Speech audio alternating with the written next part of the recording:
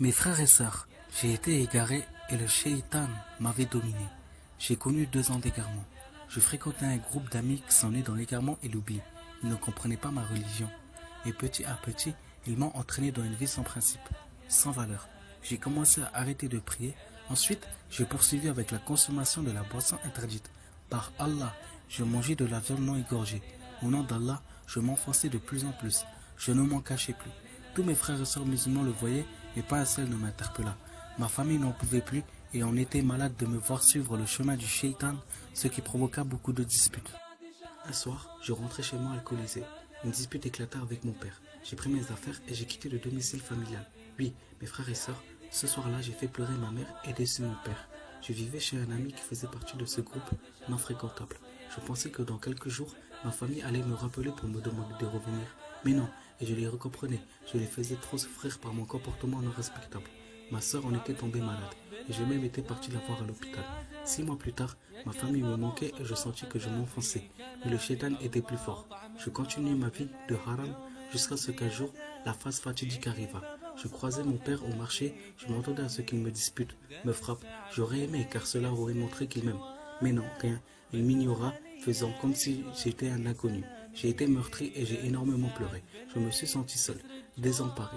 Le shaitan m'écarta de ma famille, de mes amis et surtout de ma religion. 2 années passèrent, dans 2 ans, sans pratiquer le ramadan, 2 ans dans l'illicite. Jusqu'à ce qu'un jour, un homme dans une voiture qui portait un camis avec une légère barbe m'interpella. Il cherchait la mosquée de ma ville et il n'était pas du coin. Il revenait du bled. Je lui ai montré la direction et il me dit de venir avec lui, car c'était bientôt l'heure de la prière. J'ai refusé et je lui ai dit que je ne prie pas. Il fut surpris et il gara sa voiture un peu plus loin. Il me demanda de prendre un café avec lui. J'ai accepté. On s'est posé et il me dit: j'ai vu dans ton visage que tu es malheureux et perdu. Donc mon frère, j'aimerais t'écouter. Je ne te jugerai pas car seul Allah nous jugera. Je ne te couperai pas la parole, je t'écoute mon frère. J'ai fondu en larmes car c'était la première fois que quelqu'un me tendit la main. Je lui ai expliqué tout ce que je ressentais et tout ce qui s'est passé dans ma vie. L'homme me demanda si j'avais toujours la foi. Je lui ai répondu sans hésiter: oui. Il a eu les yeux qui brillent et me répondit en versant une larme. Donc mon frère, demande à Allah de t'aider, moi je ferai des doigts pour toi. C'était l'heure de la prière, il est parti et il me laissa son numéro. Il a fallu 2 petites phrases de cet inconnu pour me rendre insomniaque. Je n'ai pas arrêté de réfléchir toute la nuit. J'avais l'impression que je voyais de nouveau. C'est comme si je me suis réveillé d'un cauchemar. Le lendemain matin, je me suis réveillé pour la première fois avec un sourire. La personne qui m'hébergeait remarqua quelque chose de nouveau en moi. Le soir, j'appris que le ramadan commençait le lendemain. Mes frères et sœurs, ce soir-là, j'ai pris la décision de faire le ramadan et d'aller même au tarawih. Donc après le premier jour du jeûne, je me suis rendu dans une mosquée qui se situe à 30 km de ma ville. Je ne voulais pas aller dans la mosquée de ma ville, car mes amis, ma famille la fréquentaient. J'avais trop honte. Je n'ai pas resté un seul tarawih. Je priais de plus en plus, je restais jusqu'à la prière de l'aube, à la mosquée. J'étais de plus en plus heureux. Un jour, l'imam de la mosquée que je fréquentais est venu me voir. C'était la veille de l'Aïd. Il me dit: depuis le début du ramadan, je te vois tous les jours, alors qu'avant je ne t'ai jamais vu. Donc je lui ai raconté mon histoire et je lui ai expliqué pourquoi j'allais pas dans la mosquée de ma ville. Et il me dit: mon fils, l'Aïd ça se fait entre musulmans et surtout en famille. Pour ta famille, demain tu iras dans la mosquée de ta ville pour la prière. Et j'insiste, ça sera ton plus beau combat contre les shaitans. Le soir, je rentrais chez moi très stressé car il fallait que je me rende à la mosquée de ma ville. J'allais y voir mes amis, ma famille et surtout mon père que j'avais tant déçu. J'étais très stressé, anxieux, mais j'allais pas me résigner. Le matin, j'ai mis un très beau camis, de très belles babouches. Je voulais être très présentable. Je me suis rendu à la mosquée de ma ville, tête baissée, avec des petits salam alaikum aux quelques personnes que j'ai croisées. J'avais une boule au ventre, je suis rentré et je me suis mis au fond de la mosquée pour pas que les gens me voient. J'ai aperçu quelques visages d'amis de mon quartier, surpris d'autres moqueurs, mais je ne pensais qu'à Allah.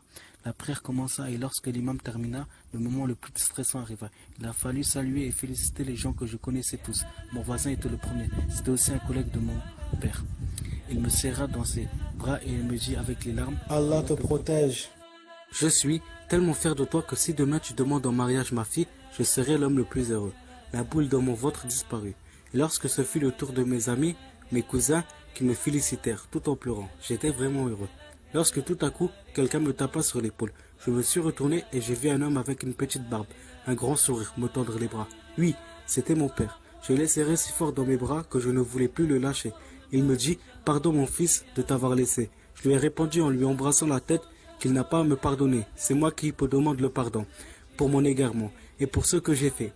Mon frère, qui est quelqu'un de très fier, me prit dans ses bras et me serra très fort. Et pour la première fois de sa vie, il me dit qu'il m'aimait. Donc, nous sommes repartis ensemble à la maison. Mon père me dit de le laisser entrer, le premier, et de faire la surprise à ma mère, qui pleurait tous les jours de mon absence. Il voulait filmer le moment, donc je suis rentré et je vois ma mère en train de faire ces fameux gâteaux délicieux. Je lui ai dit bonne fête maman. Elle se retourna et elle me voit. J'ai cru qu'elle allait tomber dans les pommes. Je l'ai pris dans mes bras et je lui ai embrassé la tête. Elle ne voulait plus me lâcher. Miskina, quand elle a retrouvé son calme, elle m'a dit que la veille, elle avait fait une dora et a demandé à Allah qu'un jour je puisse venir un matin de l'Aïd lui souhaiter bonne fête de l'Aïd.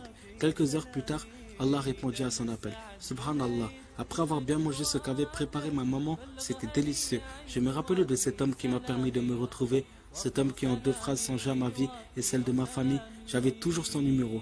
Je l'appelais plusieurs fois et il ne répondait pas. Jusqu'au soir, après une énième tentative, une femme répondit.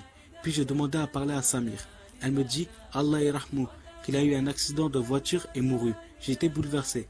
Elle me demanda qui je suis. Je lui ai raconté mon histoire et lui dit que son fils, c'était sa mère au téléphone en parenthèse. Avant d'être appelé à Allah, il changea ma vie et obtenu une quantité de hasanat. J'ai senti comme un soulagement dans sa voix. Voilà pourquoi le Ramadan est une période très importante pour moi. Ce jour-là, Allah me montra le bon chemin et j'ai vaincu le shaitan. Surtout mes frères et sœurs, n'hésitez pas à aider les égarés, car les ignorer, c'est ignorer une création d'Allah Azzawajal. Voilà, les frères et sœurs, l'histoire émouvante d'un frère touche à sa fin. Donc la Ummah, je compte sur vous pour la partager au maximum.